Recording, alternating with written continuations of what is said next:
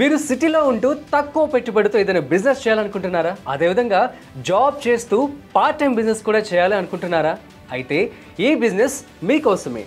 అదే packers and movers.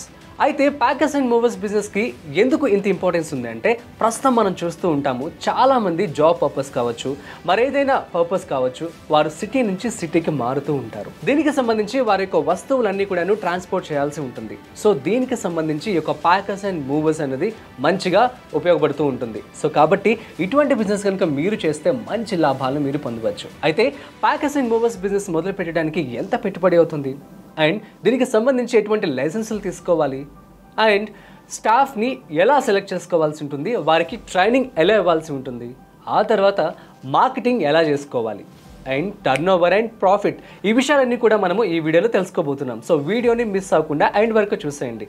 నమస్తే, welcome to boss వాలా. నేను మీ రాజీవ్ పసుపులేటి. ఇప్పుడు మనకి వేరే స్టేట్స్కి వెళ్ళాలి అంటే బెంగళూరు, వైజాగ్ లేదా హైదరాబాదు ఇలా వెళ్ళాలంటే కొంతమంది ఏమైనా స్టడీ పరంగా కావచ్చు, జాబ్ పరంగా కావచ్చు, కొంచెం మెటీరియల్ పట్టుకెళ్తారు. అంటే ఒక మంచం, ఒక బీరో, ఒక ఫ్రిడ్జ్, కొన్ని వంటగది సామాన్లు కానీ బట్టలు తీసుకెళ్తారు, ఎక్కువ తీసుకెళ్లకుండా. అలాంటి వాళ్ళకి పెద్ద వెహికల్ అనేది ఉపయోగపడదు, చిన్న వెహికల్ సరిపోద్ది. అదేంటంటే మనకి వాళ్ళ ఐటమ్ మొత్తం ఇలా చూపిస్తారు. మనకు కాల్ వచ్చినప్పుడు మనం వెళ్ళి బుకింగ్ చూసుకోవడానికి వెళ్ళినప్పుడు మనకు వాళ్ళ ఐటమ్స్ అన్నీ చూపిస్తారు. ఈ ఐటమ్స్ వరకే మాకు వెళ్ళాలని చెప్తారు. అప్పుడు దానికి మనం క్యాలిక్యులేషన్ చేసుకొని అయితే ఈ వెహికల్కి వెళ్ళిపోతాయి అని చెప్పి మనకు ఒక అంచనా ఉంటుంది. కాబట్టి మా సీనియారిటీ ప్రకారం, మా సీనియారిటీ తగ్గట్టుగా అది ఒక అభిప్రాయం ఉంటుంది. కాబట్టి మేము దాన్ని ఏ వెహికల్కి వెళ్ళిద్దని డిసైడ్ చేసుకొని అడుగుతూ ఉంటుంది. ఉన్న ఐటమ్స్ బట్టి వెహికల్ పెడతాం. ఇప్పుడు ఇంకొంచెం అంతకంటే ఎక్కువ సామాన్లు అనుకోండి, దాని మీద కొంచెం బెటర్ పెద్ద బండి, లేదా ఇంకా కొద్దిగా ఎక్కువ అంటే ఇంకొంచెం పెద్ద బండి, అలా 20 ఫీట్ వరకు ఉన్నాయి వెహికల్స్. మన 6 ఫీట్ నుంచి 20 ఫీట్స్ దాకా ఉన్నాయి.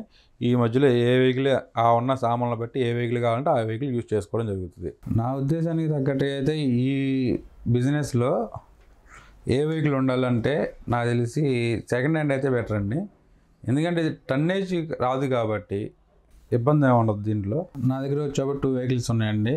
2 కూడా 407 వెహికల్స్, మినీ వ్యాన్లే. అయితే అవి 2 వెహికల్స్ ఇంకెందుకు కొనుక్కోలేదు అనవచ్చు. అంటే నాకు వచ్చే వర్క్లను బట్టి ఒకవేళ సీజన్లో ఒకవేళ ఎక్కువ వర్క్స్ ఉన్నా కానీ నేను బయట నుంచి కిరాయి తెచ్చుకుంటా వెహికల్స్. దానివల్ల నాకు 2 వెహికల్స్ ఉన్నాయి. అది 2 వెహికల్స్ కూడా మనకు 2 వెహికల్స్ కూడా వచ్చి మనకి లోకల్ వరకే తిరిగేది ఎక్కువ. అవుటే మనకి వేరే బళ్ళు ఉంటాయి, ఆ బళ్ళు పెడతాం. బయట నుంచి వచ్చిన బళ్ళు ఉంటాయి, ఏ ఏరియా నుంచి వచ్చిన బళ్ళు ఉన్నాయో చూసుకొని అటు నుంచి వచ్చేదని కస్టమర్కి మనకి కూడా రీజనబుల్గా ఉండే రేటు చూసుకొని ఆ బళ్ళు ప్రొవైడ్ చేయడం జరుగుతూ ఉంటుంది ఎక్కువ. అందుకని మనకు ఉన్న వెహికల్ అనేది ఇప్పుడు అవుట్ ఆఫ్ ఎక్కువ పంపం. ఎందుకంటే ఈ లోకల్ వరకు ఆ 2 వెహికల్కి మనకి సరిపోద్ది వర్క్.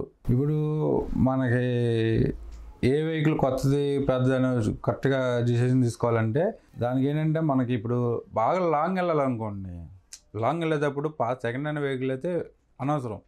ఎందుకంటే మార్గం మధ్యలో మనకి ఏదైనా ప్రాబ్లం వచ్చినా కానీ చేయడానికి కానీ మెకానిక్ దొరకరు, ఏమైనా ఇబ్బందులు ఉంటాయి, చాలా బాధలు పడాల్సి వస్తుంది. దానికన్నా కానీ లాంగ్ వెళ్ళే లెక్క అయితే కనుక కొత్తదే ప్రైవేట్ చేసుకోండి ఎక్కువ శాతం. సెకండ్ హ్యాండ్ అయితే వేస్ట్. ఈ లోకల్ సిటీలో వరకు ఏదైనా చిన్న మైనర్ రిపేర్లు వచ్చినా కానీ మనం దగ్గరలో ఉంటాం, మెకానిక్ని తీసుకెళ్ళి చేయించుకోవడానికి అవకాశం ఉంటుంది. కానీ నేను సిటీ వరకే చెప్తున్నాను సార్. సిటీ వరకు వచ్చేపాటికి సెకండ్ హ్యాండ్ అయినా బెస్టే. లాంగ్ వచ్చేపాటికి అయితే మాత్రం కంపల్సరీ కొత్తది ఉండటం బెటరు. మంచిగా నీట్గా ఉండాలి, ఏ డ్యామేజ్ అవ్వకుండా ఉండాలి. ప్యాకింగ్ చేయాలంటే కంపల్సరీ బబుల్ షీట్ వేయాలండి. బబుల్ షీట్ మీద పేపర్ రోల్ వేయాలి, పేపర్ రోల్ మీద టచ్ ఫిల్మ్ వేయాలి. ఈ 3 కంపల్సరీ ప్రతి ఐటమ్, ఫ్రిడ్జు, బీరువా, వాషింగ్ మిషన్, సోఫా, అలా వుడ్ ఐటమ్ మంచాలు కానీ, డైనింగ్ టేబుల్ కానీ, డ్రెస్సింగ్ టేబుల్ కానీ, ఇలా ప్రతి ఐటమ్కి ఆ 3 ఐటమ్స్ కంపల్సరీ పడాలి. అలాగే బైక్ ఉన్నా కూడా బైక్ అయినా సరే ముందు బబులు, పేపర్ రోలు, టచ్ ఫిల్మ్ 3 కంపల్సరీ వేసుకోవాలి. అలాగే మనకు గాజు సామాన్లు ఉన్నాయంటే బబుల్ తోటి నీట్గా ప్యాక్ చేసుకొని అవన్నీ మంచి బాక్స్లో నీట్గా ఒకదాని పక్కన ఒకటి నీట్గా పేర్చుకోవాలి. బబుల్ షీట్స్ ఉంటాయి సపరేట్గా. ఈ బబుల్ షీట్ కాకుండా ఇంకొంచెం హెవీగా ఉండే బబుల్ షీట్స్ ఉంటాయి, అవి వేసుకొని ఒక లేయరు గాజు సామాన్లు బబుల్ షీట్ని పెట్టిన తర్వాత దాని మీద మామూలు లేకపోతే పేపర్ గడ్డ అంటారు, అదైనా బబుల్ ప్యాకింగ్ ఉంటుంది సపరేట్. ఎంత బబుల్స్ వేరే ఉంటాయి, అవైనా పెట్టుకొని దాని మీద మళ్ళీ ఇంకో లేయర్ గాజు సామాన్లు పెట్టుకొని అలా కొంచెం నీట్గా నిదానంగా చేసుకోవడం వల్ల అంటే మనకి ఆ ఐటము ఏ ఊరు వెళ్ళినా ఎన్ని రోజులైనా డ్యామేజ్ అనేది అలాగా.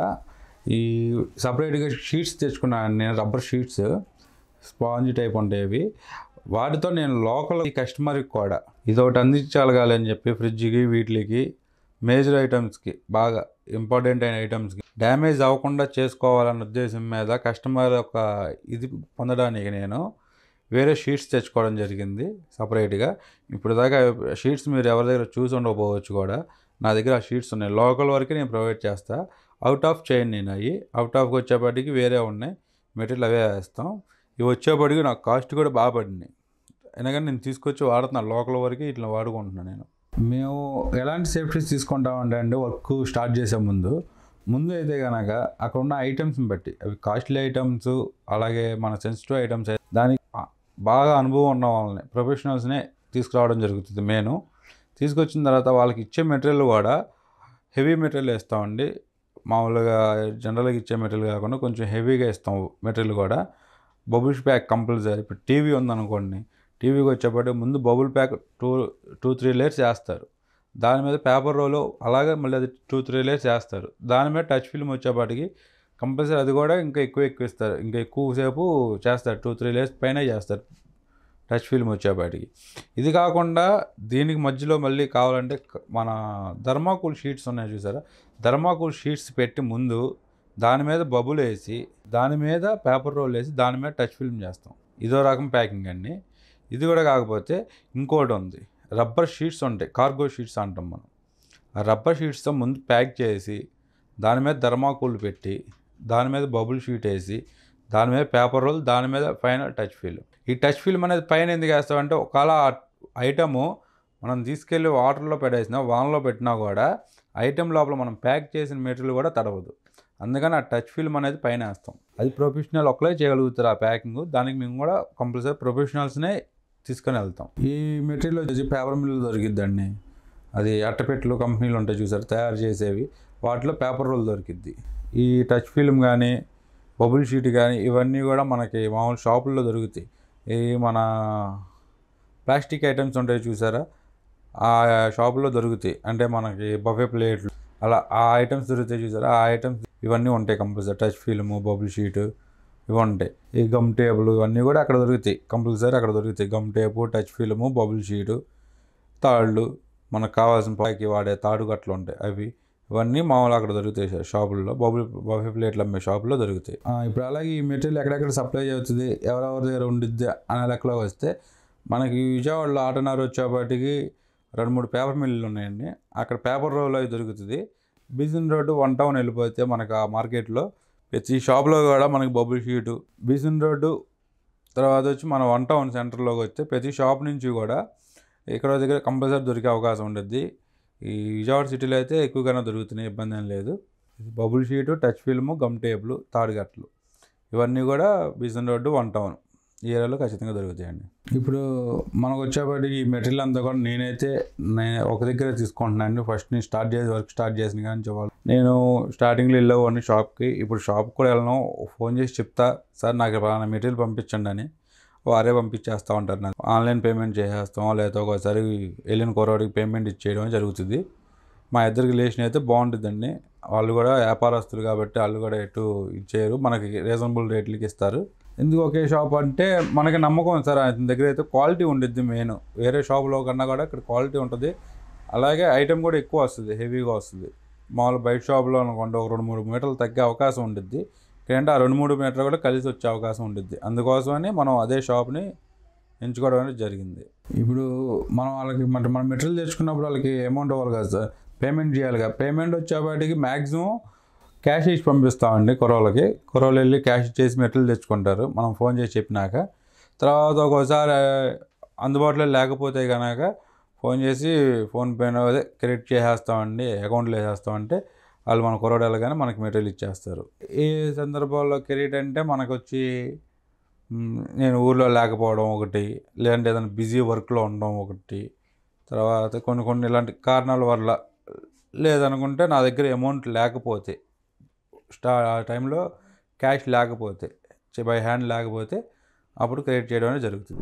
సో చూసారు కదండి ప్యాకర్స్ అండ్ మూవర్స్ బిజినెస్. ఈ బిజినెస్కి సంబంధించి ఇక్కడ మనము కొన్ని మాడ్యూల్స్ మాత్రమే ఇవ్వడం జరిగింది. అయితే ప్యాకర్స్ అండ్ మూవర్స్ బిజినెస్ సంబంధించి పూర్తి సమాచారం మన బాస్ వాలా యాప్లో అవైలబుల్గా ఉంది. సో లింక్ నేను డిస్క్రిప్షన్లో ఇవ్వడం జరుగుతుంది. సో ఇప్పుడే మీరు బాస్ వాలా యాప్ని డౌన్లోడ్ చేసుకొని ప్యాకర్స్ అండ్ మూవర్స్ బిజినెస్ని ఇప్పుడే చూసేసి మీ యొక్క బిజినెస్ని మీరు కూడా మొదలు పెట్టేసేయండి.